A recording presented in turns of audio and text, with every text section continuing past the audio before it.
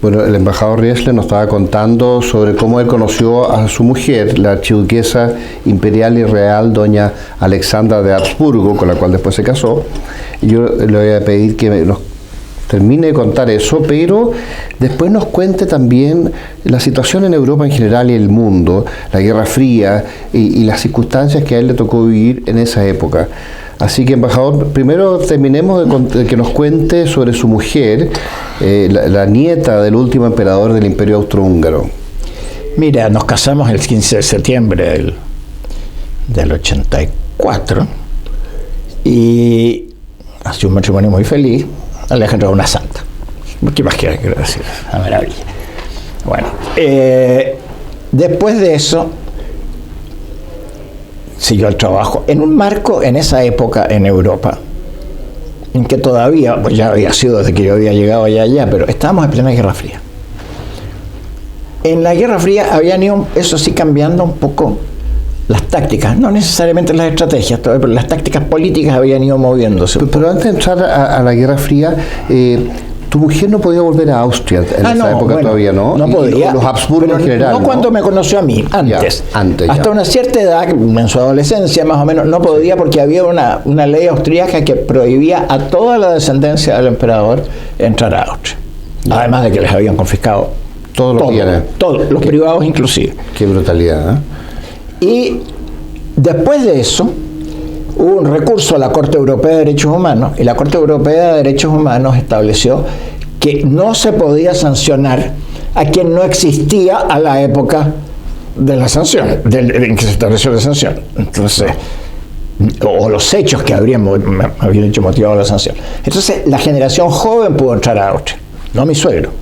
Sí. No, porque lo notable es que todo esto no tiene nada que ver con la Segunda Guerra Mundial, sino que tiene que ver con la Primera Guerra Mundial. Con la primera, el Tratado de Versalles. Fíjate que mi suegro salió al exilio con su padre y mi suegro creo que había nacido en marzo del 18. Y lo curioso es que... O sea, terminando la guerra ya. Es que el emperador fue el que trató de parar la guerra, o sea, el menos culpable de todos. Con todas sus fuerzas, claro, con todas sus fuerzas. Claro. El menos culpable de todos, ¿eh? El emperador siempre se opuso a la guerra. Tampoco lo consultaron cuando se decidió el ultimátum ni nada, pero en ese momento era el que pasó a ser, con motivo de la muerte del archiduque Francisco Fernando, pasó a ser el archiduque heredero, pero estamos hablando de días de diferencia. Para los que no conocen la historia hay que recordar que todo esto parte por el atentado en Sarajevo contra el archiduque Francisco Fernando, ¿no es cierto? Que era el heredero al trono. Claro. ¿Y cómo lo matan? Pasó a ser heredero al emperador Carlos. Era tío y sobrino del archiduque Francisco Fernando. Y por la exigencia del imperio a los serbios o sea, hubo el asesinato fue fruto de una conspiración hecha en Serbia. Claro. Entonces el imperio exigía que dejaran participar a la policía austríaca en la investigación en Serbia. Y los serbios dijeron que eso era inaceptable. Ese fue el y hubo amenazas mutuas. Claro, ahora ahí se mezclaron otras cosas y después, que no debían mezclarse, porque estaba Rusia con su paneslavismo y su panortodoxia. Entonces los serbios se sintieron fuertes y quisieron hacer el gallito. Probablemente respaldados por Rusia. Entonces el imperio se vio en una posición de que o perdía el prestigio o tenía que insistir. Pero se pensó en una cosa chica con Serbia. Claro. No pasó nada más. ¿Qué pasó? Que los rusos se asustaron probablemente y movilizaron. Porque dijeron, claro, un imperio de estas dimensiones, movilizar toma mucho tiempo, ¿qué sé? Entonces hay que hacer. Y frente a la movilización rusa, los alemanes dijeron, bueno, se empezó a movilizar Alemania, apoyando a Austria, el imperio austrohúngaro. Y ahí salió todo. Y ahí derivó después el apoyo de Francia a Rusia, ¿no? Y a Serbia. Estaba hecha y finalmente Inglaterra, Francia, Rusia. Qué brutalidad, ¿eh? Cómo fue escalando esto hasta convertirse en una guerra mundial que finalmente fue la misma responsable de la Segunda Guerra también. Sí, es una guerra al fin. Claro. Dos guerras civiles europeas. Es una guerra civil europea con un intermedio porque estaban todos exhaustos. Sí. Más o menos, quizás estoy haciendo una simplificación, pero por ahí va. Bueno, nosotros consideramos en el ICAES que estos dos conflictos mundiales europeos colaboraron enormemente a la decadencia de Occidente y a la pérdida de todos los imperios coloniales. La primera guerra es el suicidio de Europa. Exacto. Eso es clarísimo, no cabe en todo sentido, no solamente en sentido político y económico y de peso político internacional, sino que en sentidos culturales, en sentidos morales, fue una cosa atroz porque el sufrimiento de la gente llegó a niveles absolutamente horrendos. Bueno, y la Segunda Guerra Mundial también. También. Claro. Mucho más, diría yo. Sí, pero ya se habían producido, yo diría que la gran ruptura se hace en la primera. Claro. En la segunda ya son consecuencias, estoy de acuerdo, y sigue. Claro. Pero por algo vienen los totalitarismos después de la primera. Claro. No es casualidad, te fijas tú. Ahora, en Rusia ya estaban formándose, digamos, y entran inmediatamente. En Alemania es de otra manera, porque es una...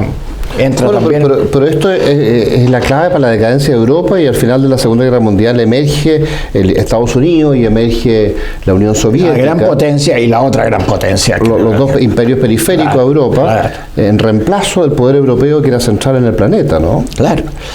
Entonces, bueno, por eso te digo, esto fue muy, muy lamentable todo eso. Porque, como te digo, la Primera Guerra para mí es el suicidio de Europa. Sí. Y fue muy lamentable, además, que se suprimiera el imperio austrohúngaro, que cumplió un rol tan extraordinario. Tan extraordinario, y que lo liquidaron de adrede. Fue un error terrible. Hay voy a ver si me acuerdo, no me acuerdo muy bien, pero hay un autor, un profesor universitario austríaco, que dice que si el imperio no hubiera existido, hubiera habido que inventarlo. O sea, el rol que jugaba para la estabilidad y en Europa Central y todo era absolutamente indispensable. Claro. Lo liquidaron y se ve lo que pasó después. Fíjate que lo curioso es que el eje Alemania, Austria-Hungría, en cierto modo Turquía, pero sobre todo el eje Alemania, Austria-Hungría, fue más bien victorioso en la Primera Guerra Mundial. De hecho, ellos nunca fueron derrotados a nivel macro. Hubo batallas que perdieron. Claro, pero avance y retroceso. Pero en el caso de Alemania estaban peleando dentro de Francia, y en el caso del frente ruso estaban ganando las batallas contra los rusos, y el ejército del zar colapsando. A raíz de eso viene la revolución bolchevique. Mira, si murieron, es decir, casi caen todos, hombre. Sí. En Francia la posguerra fue una cosa tremenda. Claro. En Austria deshicieron al imperio de Adré. En Alemania hubo un periodo muy desordenado. Después se armó la República de Weimar, pero la economía se colapsó. Y con la inflación y en Rusia llega el comunismo. O sea, sí que fue terrible. Y curiosamente el comunismo estuvo a punto de tomarse Europa, si no es por Pilsudski, los polacos, que lo detienen. El año 21, peleando contra Stalin, contra Trotsky. A caballo algunos. Claro, eso fue heroico. Ahí los polacos salvan a Europa. Claro, no hay duda. Sí. No hay duda. ¿A ti que te tocó estar con un papa polaco después? Bueno, uno veía la fuerza que tenía el papa polaco. Sí. Pero la verdad es que eso fue así, fue terrible. Entonces, bueno, Alejandra, para volver al tema, ella siempre vivía soñando con su país, y cuando pudo entrar fue a pasar un tiempo para conocer a Austria y todo lo demás. Y mi suegro pudo volver a Austria solo cuando se hizo la Unión Europea, porque ahí, por el Tratado de Libre Trabajo y Libre Circulación, ya trataron de resistirlo, pero no se pudo. Pero en fin, ya estamos en otro. Yo me acuerdo de haber visto el entierro de tu suegro, que fue una cosa apoteósica, ¿no? ¿De mi suegro o de la emperatriz? No, de tu suegro. De mi suegro, sí, claro. Fue una cosa apoteósica. Sí, yo lo vi por televisión. Sí. Fue muy, muy bonito. Sí. Muy bonito. Y cuéntanos, Héctor, que el conflicto que tuvimos nosotros con Argentina, el 77, cuando ellos declaran insalablemente nulo el laudo arbitral, que deriva en esta movilización argentina que casi nos lleva a la guerra, y ellos en cierto modo secretamente estaban combinados con Perú y posiblemente con Bolivia, y hubiera habido una guerra combinada de 3 países contra Chile, dirigido por Buenos Aires. Bueno, tú tuviste un rol fundamental en detener ese conflicto. Me encantaría que, como embajador del Vaticano, nos contaras tu papel en ese periodo. Mira, yo te voy a decir una cosa. Para entender esto hay que mirarlo un poco en el marco de la Guerra Fría en ese momento. Sí. O sea, Rusia estaba llevando adelante una política comunicacional en que de la propaganda agresiva, digamos, habían pasado a la propaganda persuasiva de alguna manera. Mano tendida, ¿no es cierto?, distensión, socialismo democrático, eurocomunismo, ¿no es cierto? Estábamos en todo eso. Para ellos, dentro del esquema de conducción psicológica, era fundamental, uno, que nunca se rompiera el esquema de la inevitabilidad de la revolución y de la irreversibilidad de la revolución. Doctrina Brezhnev. Lo que cae en el socialismo real no vuelve atrás. No vuelve atrás, ¿no es cierto? Porque es una necesidad propagandístico-psicológica. O sea, un país entraba al comunismo y no volvía nunca salía del comunismo. Nunca se puede hacer, porque es el curso de la historia. Lo que le había pasado a Cuba. Porque es el curso de la historia, y eso Rusia lo estaba dispuesto a mantenerlo. Y Chile se salió. La Unión Soviética. Y Chile se salió. Luego, siempre se decía que las derrotas donde habían sacado alguna parte de otra habían sido derrotas de intervención extranjera, digamos, ¿cierto? En Chile no hubo intervención extranjera. En Chile hubo una derrota social. Y eso era absolutamente inaceptable también. Claro. ¿Te fijas? Entonces, se rompió el mito. Se produjo la derrota social. Y encima quedan como débiles, porque no pudieron ni siquiera proteger en el primer tiempo a su gente. Cuando Balán estaba escondido, después estaba preso, ¿te fijas tú? Entonces, eso fue una pérdida de prestigio. Los militares se impusieron totalmente. Totalmente. Fue muy eficiente. Y después de eso, como si fuera poco, yo creo que en el marco global, Rusia ya tenía muy claras dos cosas, o estaba teniendo progresivamente claras dos cosas. Una, Estados Unidos en el tiempo nos vence, porque tenía una creatividad, además del poder económico y todo lo demás. La libertad te da creatividad, o sea, tú no puedes hacer progresos electrónicos, comunicacionales y todo, cuando en Rusia tú tenías que pedirle permiso al comisario político para sacar una fotocopia en la oficina. Fíjate, no funciona. Está muy bloqueado. Estás muy bloqueado. Entonces te van quedando atrás. Sí. Por una parte. Y por otra parte tenían claro, como cualquier persona que tenga dos dedos de frente, que no podía haber guerra nuclear, porque la guerra nuclear equivalía al suicidio. La destrucción de la humanidad. Claro. Entonces yo creo que ellos se jugaron por un escenario que fue un poco tentativo. ¿Te acuerdas que un tiempo hicieron una gran expansión en África que no se entendía muy bien por qué? Pero eso siguió a los 70. Claro, sí. ellos se jugaron a una confrontación estratégica. No me atrevo a decir si estaban dispuestos a llegar a la guerra o a simplemente imponerse, ¿te fijas tú? Pero convencional, no nuclear. Claro. En ese marco, Chile era muy importante. Vamos a ver por qué. Acuérdate tú de la tremenda expansión de la Marina soviética que se hizo desde el comienzo de los 70 o incluso antes, desde el fin de los 60, con el almirante Gorshkov, sí. Le escriben otros, pero en fin. Yeah. Bueno, que fue una cosa impresionante. Sí. Tanto que después cuando 400 submarinos. Cuando se derrumbó la Unión Soviética en la parte del Ártico, había montones de barcos botados en las playas porque no los podían mantener ni nada. Sí. Entonces eso fue una cosa que era muy fuerte. Y entonces para eso, dentro de las teorías que se manejan en esto, o sea, una es la teoría de los pasos interoceánicos, y yo creo que ellos la estaban aplicando con todo rigor. Sí. Y entonces los pasos interoceánicos son Atlántico-Pacífico, eso se llama Chile, porque la posición argentina es mucho más incómoda, es Chile.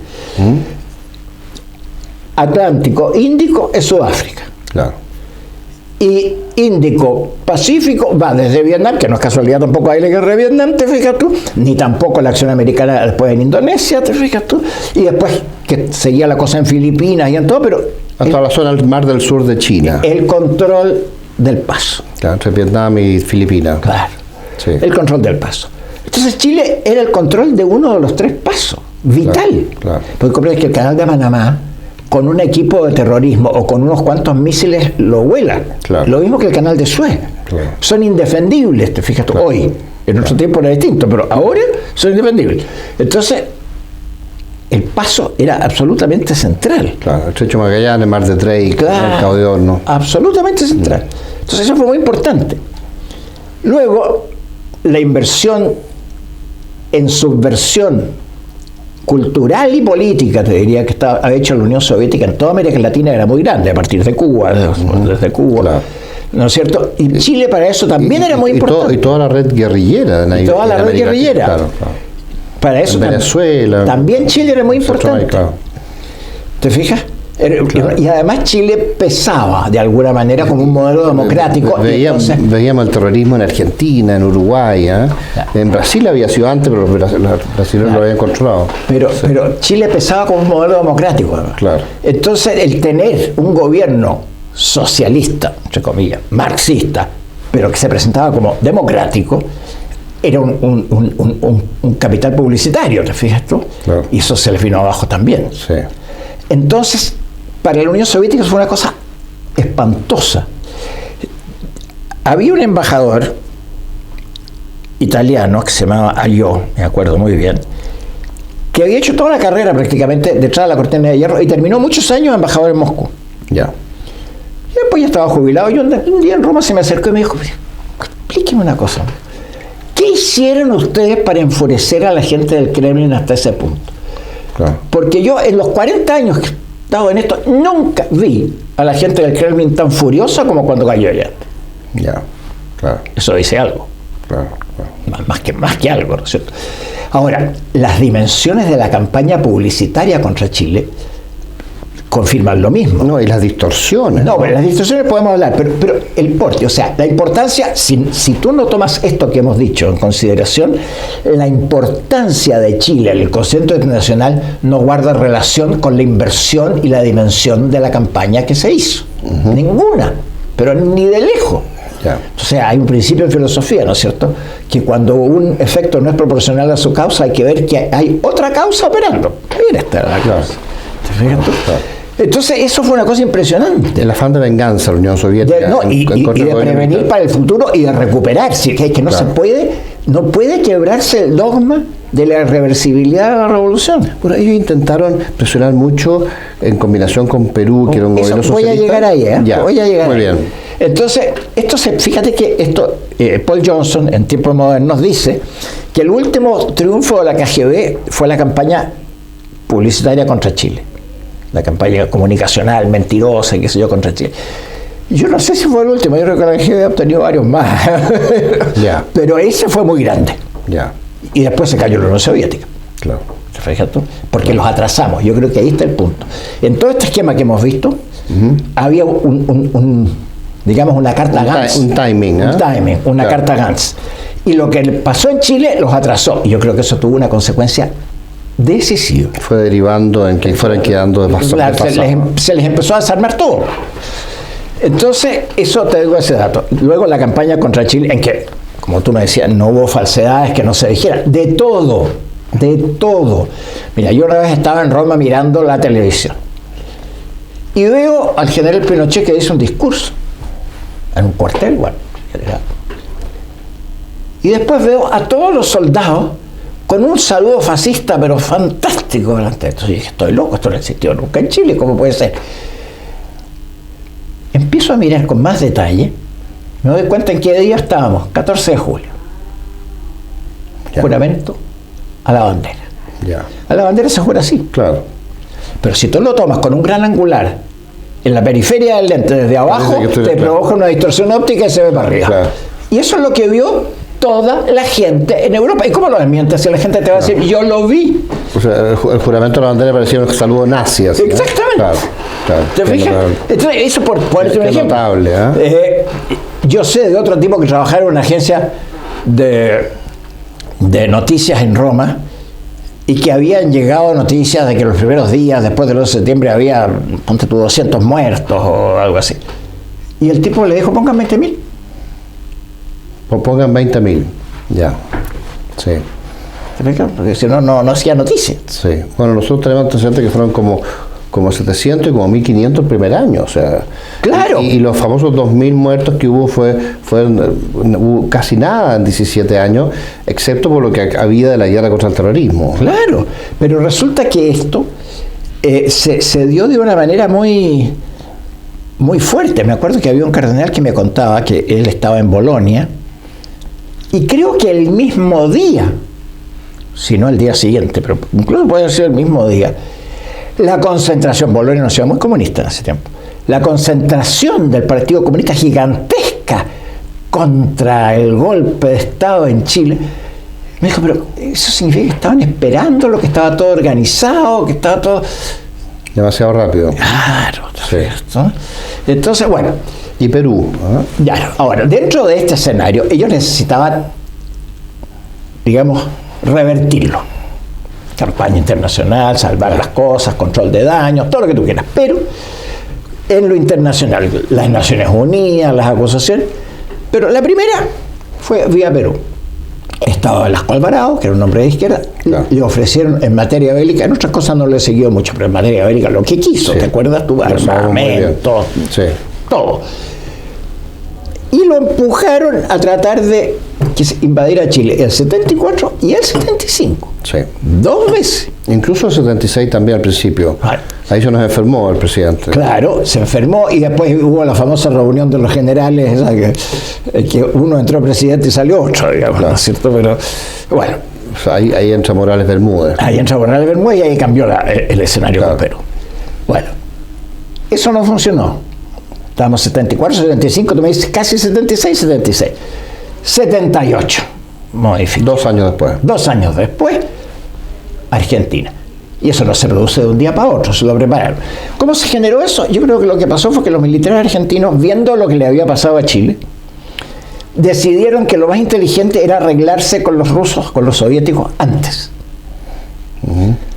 Claro. O en el mismo momento, probablemente Y además antes. Chile tenía el embargo de armas. Claro, Estaba debilitado. Claro, entonces ellos entraron en un plan de hacerse los amigos para que no los atacaran. Además porque Rusia podía intervenir en el Consejo de Seguridad, ¿no? Que era muy importante. Y, Claro. podía vetar. Claro. Y de hecho, a mí me consta que había reuniones de la Comisión de Derechos Humanos en que a Chile todo era público y las peores acusaciones. Empezaba el tema de Argentina y hay casos en que Rusia pedía la discusión secreta. Ya. No se pudiera salir de ahí nada, ¿te fijas? Entonces, Ya. bueno, el resultado de eso es que se produjo una relación. Acuérdate que en ese tiempo además Argentina estaba con fiebre aftosa, entonces tenía dificultades para la exportación de carne. Y los rusos le compraban la carne con fiebre aftosa. Sí. Hay que deshuesarla, entonces es más caro, y que pero eso no les importaba. Les ofrecieron colaboración nuclear, instalación de un reactor, un montón de, lo que quieran, digamos todo. Y después, ¿por qué no aprovechan? El empujoncito para que lo hicieran. Yo me acuerdo que Era de interés soviético. yo oía Radio Moscú y me acuerdo de los comunistas chilenos transmitiendo por Radio Moscú diciendo que Argentina eran prácticamente los liberadores contra la tiranía de Pinochet. Claro. O sea, y en combinación con Perú. claro, pero traición a la patria concreta, por cierto, Claro. tipo de Radio Magallanes o Radio Moscú diciendo eso. Sí. No sé si estará grabado en alguna Sí, parte, sí, pero... Efectivamente. Pero fue así. Bueno, entonces esto lo fueron entusiasmando, digamos, y lo fueron empujando, y entramos en esta espiral loca a partir de la declaración de nulidad del 77, ¿no es cierto? Excelablemente nulo del laudo. ¿Ves tú 76, 66, 67, 76, 77, ya estamos, así que todos los años casi. Y el 78, ya nosotros estábamos actuando para obtener que la Iglesia nos ayudara a evitar el conflicto. Hubo una carta a los presidentes de las conferencias episcopales de Pablo VI, hubo otra de Juan Pablo I. Juan Pablo I nos duró 30 días nomás, ¿no es cierto? Sí. De hecho, yo conseguía una audiencia Con él. ¿Ah? para Hernán Cubillo. Ya. Y no se pudo hacer porque se murió el Papa. Claro. Mira qué notable. Y Juan Pablo II había recién llegado. ¿Ah? No, todavía no, pero en ese momento Pero estaba... después, claro. Ahora, se elige Juan Pablo II. Piensa, Juan Pablo II Eso lo vamos a tener que ver en el tercer bloque porque Ya. increíblemente rápido se nos ha pasado el segundo, Sí. pero me interesa mucho que veamos en el tercer bloque tu actuación y lo que pasó en esa época y cómo pudiste ser decisivo en detener este conflicto que estuvo a punto de producirse el 22 de diciembre del 78. Bueno, ahí lo dejamos para el tercer bloque.